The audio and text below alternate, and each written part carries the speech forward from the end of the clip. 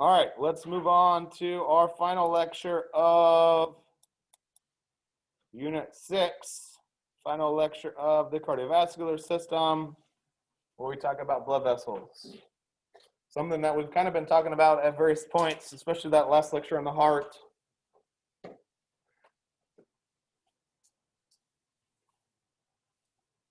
will be a lot of labeling in this section of the exam, because probably 2/3 of the lecture we will be coloring blood vessels to help identify them.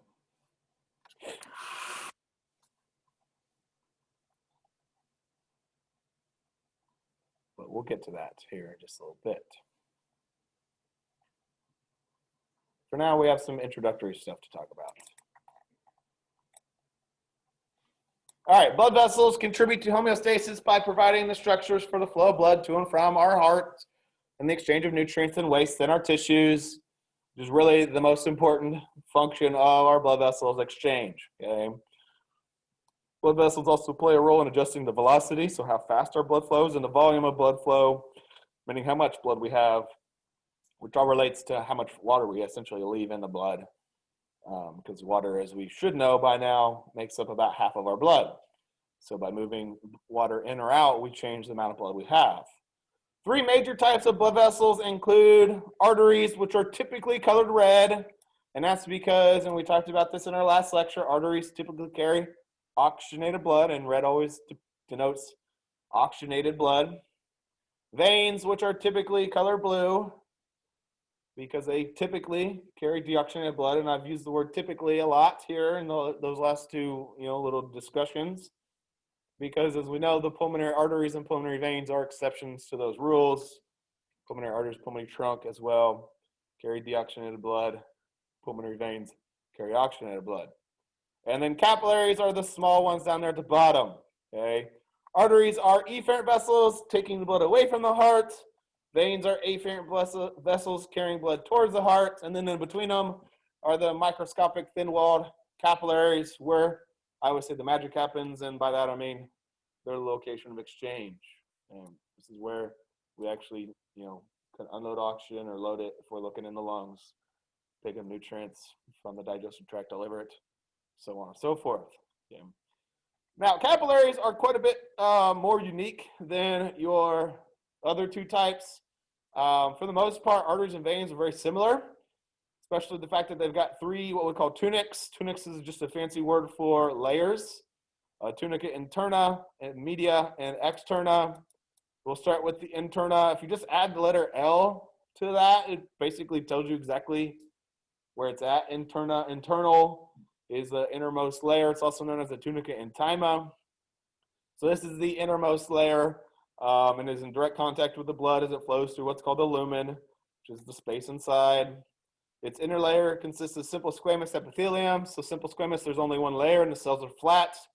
We call this endothelium, continuous with the endocardium of the heart that we talked about last time.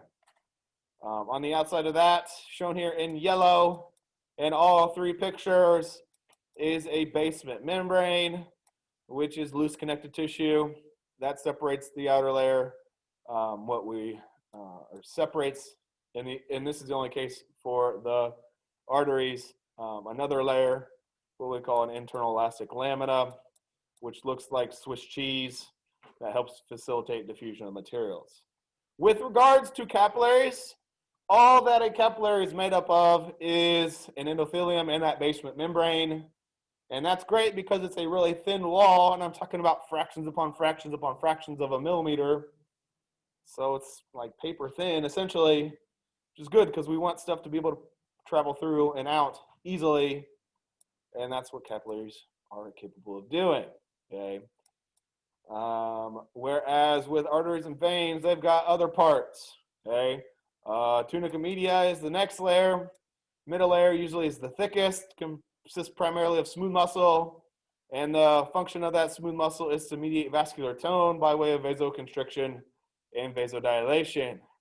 Vasoconstriction is where those smooth muscle layers contract and decrease the size of the lumen, meaning that blood flow is reduced. So it's like kicking a garden hose, whereas relaxing the smooth muscle opens up the lumen. This is what vasodilation is, and increases blood flow through the lumen. So it's going to allow more blood flow to go through. Okay. Now, looking at these two pictures, should be pretty obvious.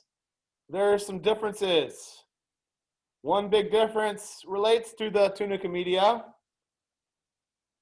and that's the amount of smooth muscle that we see in arteries compared to veins. Veins do not have nearly as much smooth muscle, whereas arteries have a lot more. In fact, when you say vasoconstriction, vasodilation, we're really specifically referring to constriction or dilation of arteries, because there's also terms venoconstriction and venodilation that refers to veins. But since there's not as much smooth muscle, it's not as a drastic effect as vasoconstriction, vasodilation. Now, another one of those Swiss cheese layers is only found in arteries, not in veins, is what we call this external elastic lamina, which just separates the tunica media from the externa, which is the outermost layer, consists of elastic and collagen fibers. Actually, your big arteries and veins actually have small arteries and veins in them, which is kind of cool. They call these vasa vasorum, which means vessels to the vessels, and they provide the externa nutrients, just like kind of those coronary arteries and veins that we just talked about provide our heart. Okay. So you'll actually find some blood vessels out in the outer part of our blood vessels. Overall function of the externa is just to help anchor our vessels to surrounding tissues, basically just hold them in place. It's kind of the same feature that we see with a lot of, outer stuff for different organs. Other differences between the two pictures. Anybody see anything besides the number or the amount of smooth muscle? Any other differences between arteries and veins? It should be pretty obvious features. More layers. So arteries are a lot thicker than veins. Okay, that's a big difference. That affects the size of the lumen in arteries compared to veins. Veins can actually hold a lot more blood because they don't have as thick of a wall. And there's something that veins have that arteries don't. Valves. Okay. Valves that control blood flow, kind of like what we saw with the heart, only allowing blood to go in a one-directional way, not backwards, which is important to help return blood to our heart from places like our legs. We'll get into that. As far as the picture goes, or pictures, because there's really three, make sure you know it all. Every little bit of things in those three pictures.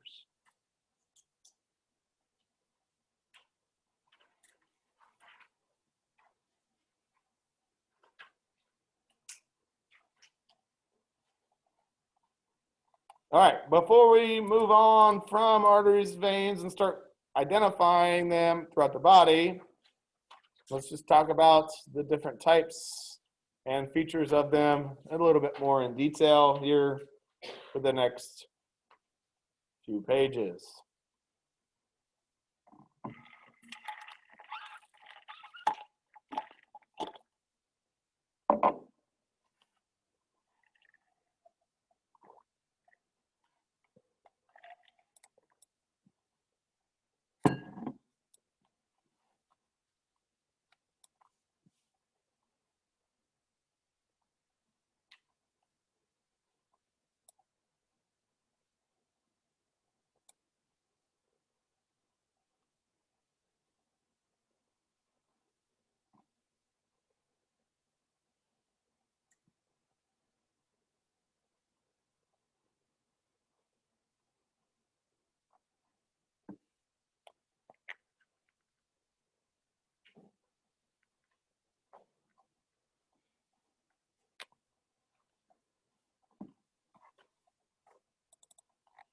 Okay, so reading through, arteries, as previously mentioned, are the efferent vessels carry blood away from our heart.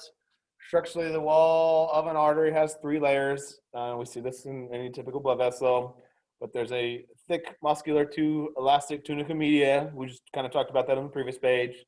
Due to their plentiful elastic fibers, arteries normally have what we call high compliance, meaning that they can stretch their walls easily or expand without tearing in response to an increase in pressure. And we see this especially in our first type, the largest of our arteries, the elastic arteries, which elastic, remember, we always think like a rubber band, have the ability to stretch, but like a rubber band, if you let go of that, when it's stretched out, what happens?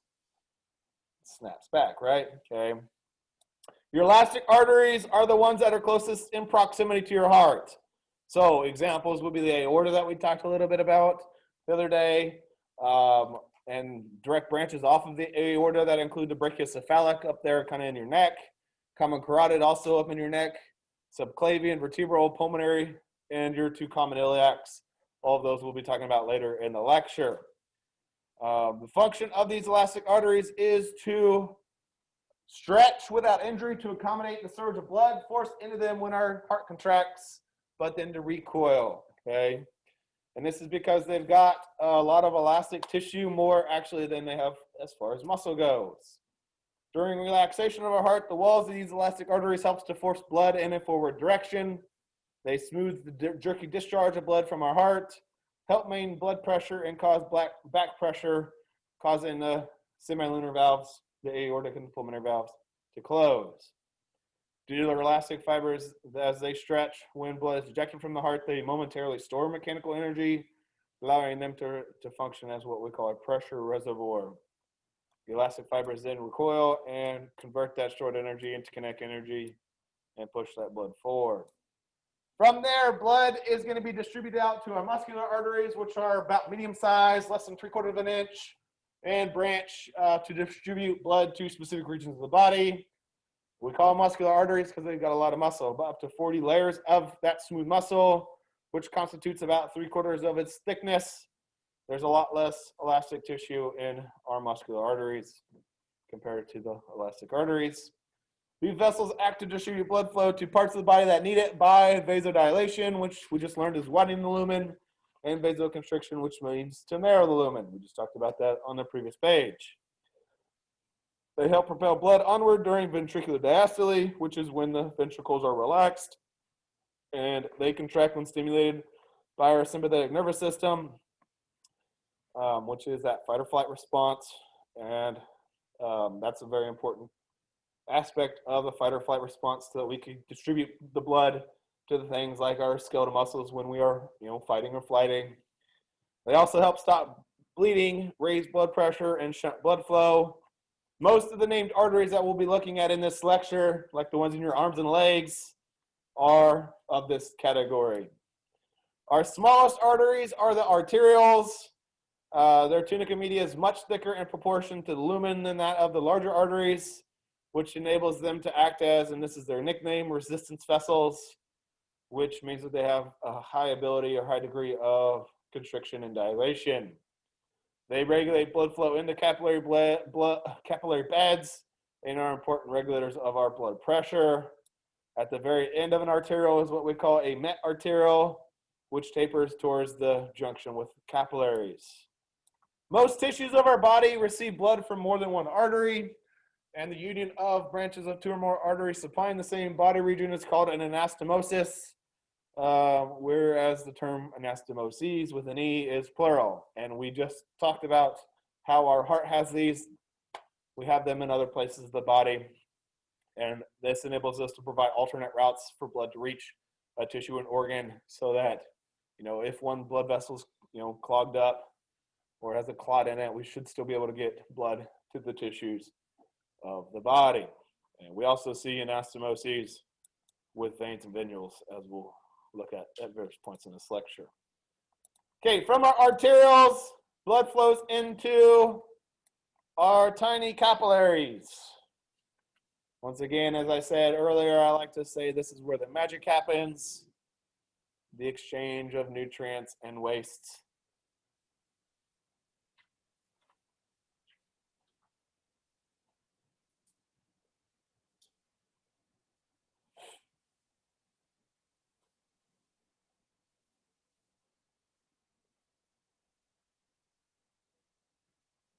Okay, so we're basically following the same route that blood flows when it leaves the heart. It leaves the heart, goes into your largest arteries, then finally down to the smallest arteries, which feed our capillaries. And as you see here on this page, there are 3 types of capillaries. We'll look at them and their features as soon as you're done writing.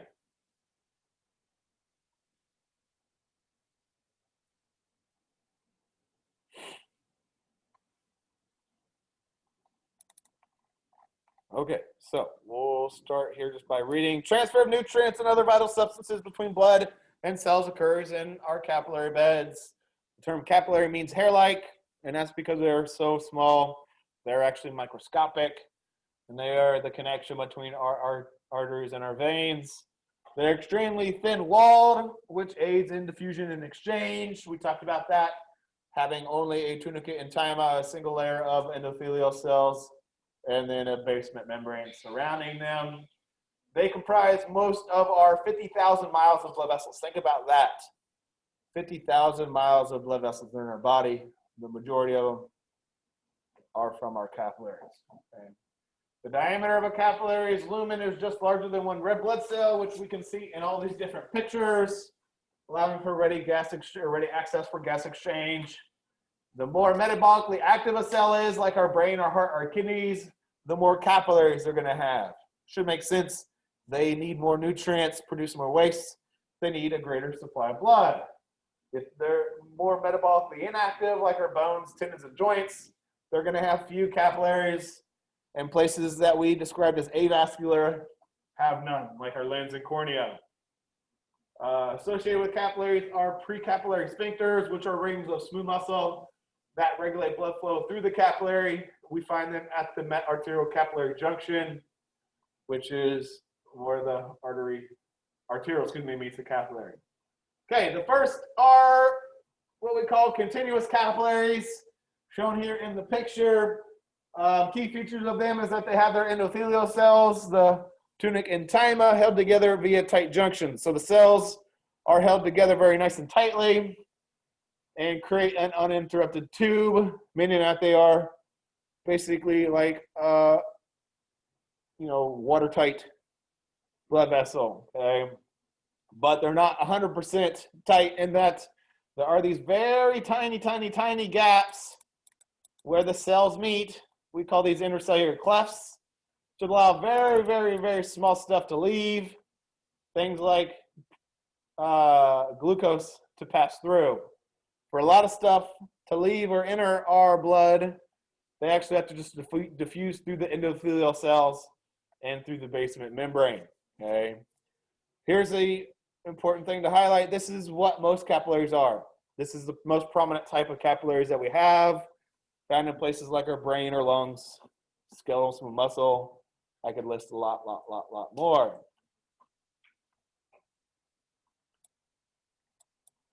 The next type you can see are called fenestrated because they have little fenestrations or pores in their endothelial cells, which increases their permeability, meaning that they are a little bit more leaky, quite a bit more leaky, in fact, than our continuous. And we find them in areas where a high transfer rate of substances into or out of capillary is required. Places like our kidneys, which is where we filter our blood and pull fluids out along with other stuff and make urine out of it. Okay, so it's easy for stuff to travel through because of those pretty good sized holes. The villi of our small intestine is where we do most of the absorbing of the things that we ingest, meaning this is where stuff enters our body, or enters our blood, I should say, from our small intestine. Okay. And then our leakiest blood vessels are these at the bottom, what we call sinusoids, or discontinuous capillaries, where they just look like Swiss cheese. They are found in only some spaces, the liver, the bone marrow, and our spleen, enabling them to allow substances like plasma proteins that we make on our liver to enter the blood, or places like our bone marrow, which is where we produce our blood cells. This is how our blood cells, like these red blood cells, can actually get into the circulation. Okay, so this is so holy, so discontinuous, so open that big things and even large cells can actually escape or enter the blood through them. As far as the pictures, I'm going to have you identify like the parts. You know, that's stuff that was on that first page, but you should be able to recognize. And so I might put a picture on the exam of this and say, what type of capillary is this? Recognize that this is a fenestrated, that this is a sinusoid. So be able to identify which is what I'm telling you. Make sense?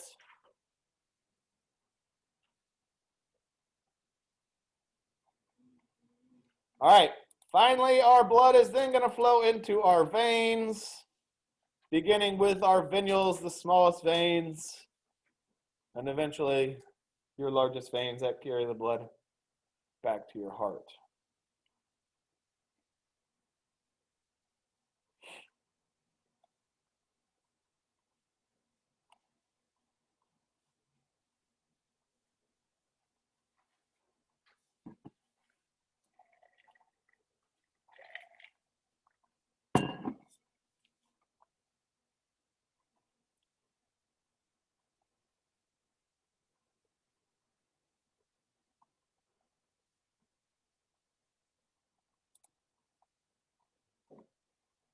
As previously mentioned, veins are the afferent blood vessels that deliver blood back to our heart. We don't kind of classify them into like 3 categories like we do with arteries, although we do have a couple different classifications. We'll start with the first. Our venules, the smallest veins. There's actually 2 types of those. Postcapillary venules are the venules that initially receive the blood from our capillaries. What does post mean again? Post means after, so postcapillary means coming after capillaries. They're the smallest of our venules, measuring 10 to 50 microns in diameter, and they're going to have loosely organized intercellular junctions, and thus are very porous. So these guys actually also allow for exchange of nutrients and waste, as well as a site where white blood cells can leave the blood. That's what WBC immigration is. So it's kind of misleading. I've told you that capillaries are where exchange takes place, but our postcapillary venules also allow for that to take place. Muscular venules are larger venules ranging in size from 50 to 200 microns in diameter. Still, you know, microns, we're still dealing with microscopic sizes here. They're thicker walled than our postcapillary venules and contain all 3 layers, but are still porous enough to allow white blood cells to pass through.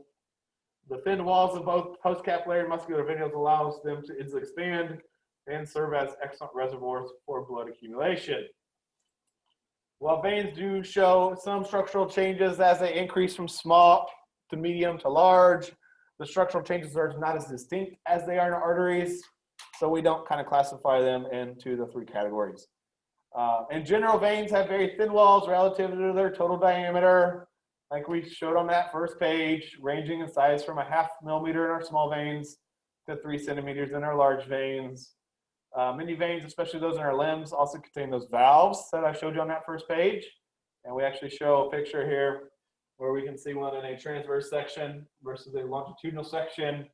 What those valves are folds of the endothelium and prevent blood from pulling backwards down, like especially in our feet, due to the force of gravity, because gravity affects the flow of blood just like gravity affects fluids outside the body. And so it's very important to, you know, keep blood from pooling in our legs and get it back to the heart. Valves help especially and abundantly with that. Vascular sinus or venous sinus is a vein with a thin endothelial wall. It has no smooth muscle to alter its diameter. In a vascular sinus, the surrounding dense connective tissue replaces the tunica media and the tunica externa in providing support. An example is that coronary sinus that we talked about in our previous lecture, which we mentioned it today. We've also talked previously about dural venous sinuses, which are found up in our brain. We didn't really get into those too much, but those carry deoxygenated blood back from our brain to the heart. We've actually got a lot more veins than we do arteries for several reasons. We find a lot of arteries in pairs accompanying medium to small size muscular arteries. And these double sets of veins escort the arteries and connect with one another via venous channels we call anastomotic veins. There's that word, anastomosis again. Our subcutaneous layer deep to the skin is another source of veins. We call these our superficial veins, and we can see these through the skin. They course through the subcutaneous layer unaccompanied by parallel arteries. Along their course, the superficial veins form small connections or anastomoses with the deep veins traveling between skeletal muscles, allowing connection between superficial and deep veins. If you look at the back of your hand, that's what you're seeing are those subcutaneous veins, those superficial ones. Picture on this page, not important whatsoever. Just wanted to show you a little bit more about those valves, which are an important feature of veins. Not all veins, but many of our veins.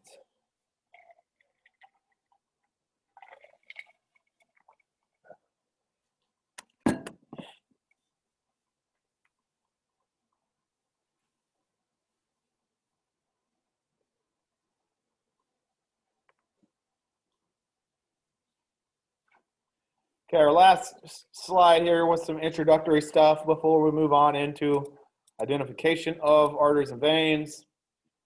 I want to talk about what we call circulatory routes. So arteries, capillaries, and veins are organized into circulatory routes that deliver blood throughout our body. Two major circulatory routes are, and we talked about these in our last lecture, a systemic circulatory route and a pulmonary route. Our systemic is what conducts blood flow from our left ventricle out into the aorta, which then branches to feed all parts of our body except the lungs, and then we travel that blood back to the right atrium. Pulmonary circulation, remember pulmonary always refers to lungs.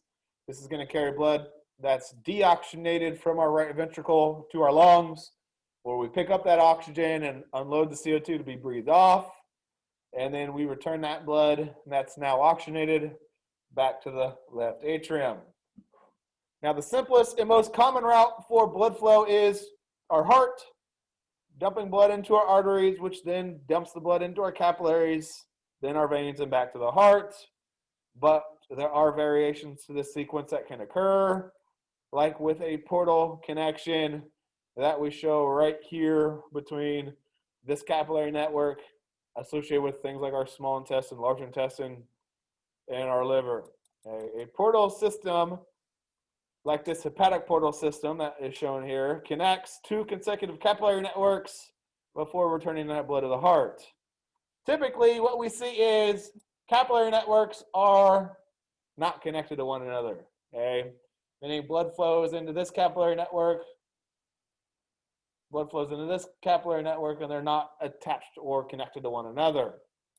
But a portal connection enables blood to go from one capillary network to another capillary network, which is super important. It's a direct route for blood. And we talked about this very, very recently with our hypophyseal portal system that existed up in our brain. Anybody remember learning about this? The connection between our hypothalamus and our anterior pituitary. Anybody ringing a bell with that? I hope so. If not, I failed you. Okay. We'll look more at the hepatic portal system in this lecture towards the very end of the lecture. Over on the right, we are showing what we call an arteriovenous anastomosis, a thoroughfare channel, or a shunt. All those mean the same thing, which occurs when blood flows from an artery directly into a vein, where the capillaries get skipped because the precapillary sphincters, the smooth muscle rings, contract and cut off the blood into those capillaries and shunt the blood from the artery to the vein directly. We find these in our fingers, toes, and ears, which helps reduce heat loss in cold weather by shunting blood to our deeper portions of the body. So this is why your fingers, your toes, and your nose, your ears all get super, super cold and painful when it's cold outside like today, and are susceptible to frostbite. We're going to sacrifice those places because, it's better to lose a finger than, lose heat to your internal organs. So Any questions? Okay. All right, so from here on out until the very last slide where we won't be coloring, we will be coloring all these different pictures. Pretty much most of these slides have nothing to fill in. It's just coloring different parts of these pictures, which, as I said, is going to be a very big component of your next exam. Not the entire exam, just a section of the exam, I should say. And what I have done for these different pages is give you the different artery. We'll do the arteries first, and we'll get into veins. And then I kind of a little bit of information, include a little bit of information like what's being fed by that specific artery or by that specific vein, which is not something I'm going to ask you to know. So I'm not going to ask you, what does the subclavian artery feed? The majority of this will be picture related. So like 15 of those 20 questions from this section will be identifying these pictures. And we'll start with the biggest blood vessels, where the blood travels first from our heart, from our left ventricle, I should say, the aorta, and then the branches coming off of it. We'll probably get through this slide and then we'll be done for the day. Pick up again on Wednesday.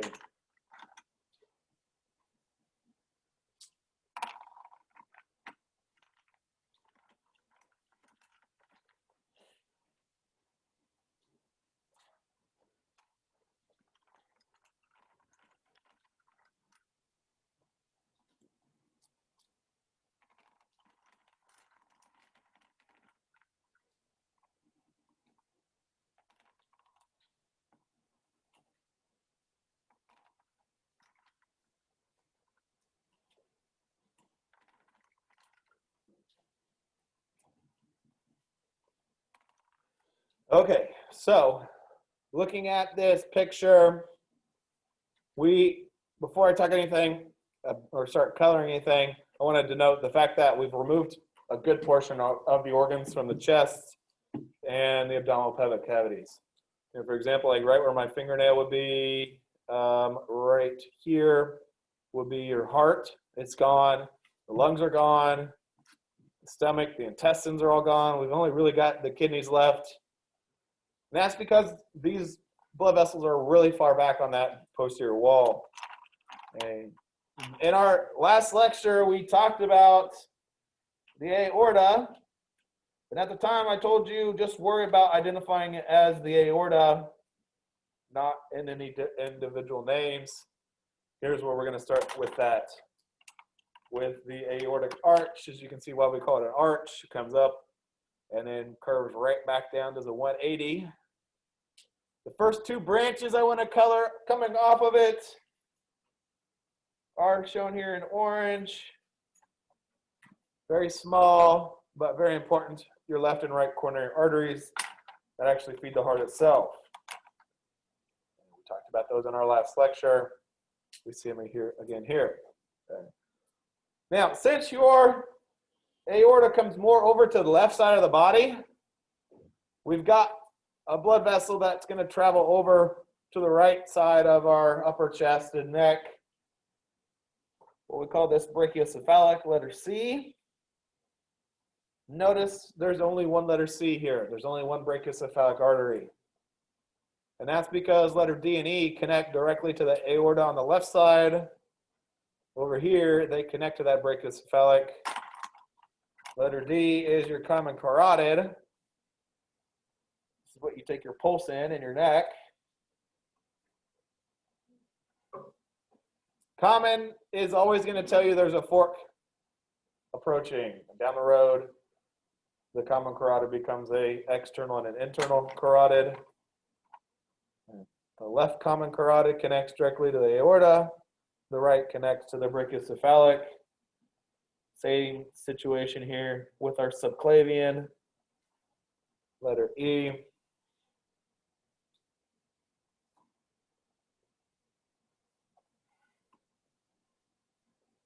Just like so. Okay, after it's U-turn, we're going to change the name of your aorta to now what we call the thoracic aorta as it travels through our thoracic cavity. Which is why I'm now coloring it this dark green. Until it travels and actually pierces through this muscle or diaphragm. It comes out, we kind of lose track of it. So right in here, we find it again, where it's now known as our abdominal aorta.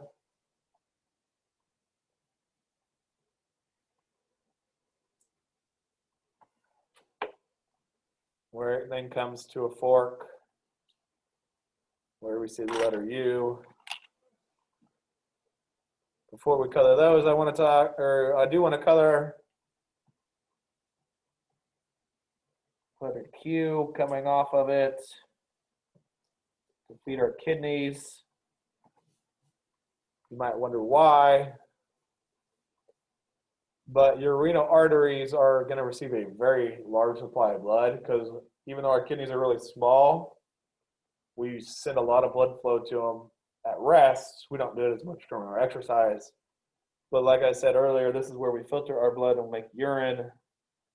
So we're sending a lot of blood to our kidneys, like right now when we're all just sitting around hanging out. And then blood vessels that feed our legs are these two common iliacs. I colored black. Once again, I told you common means there's a fork in the road coming. We can actually see those, and we'll see those next time as we move into identifying blood vessels in the legs. So we'll stop here since it's past time anyway, and pick up on Wednesday.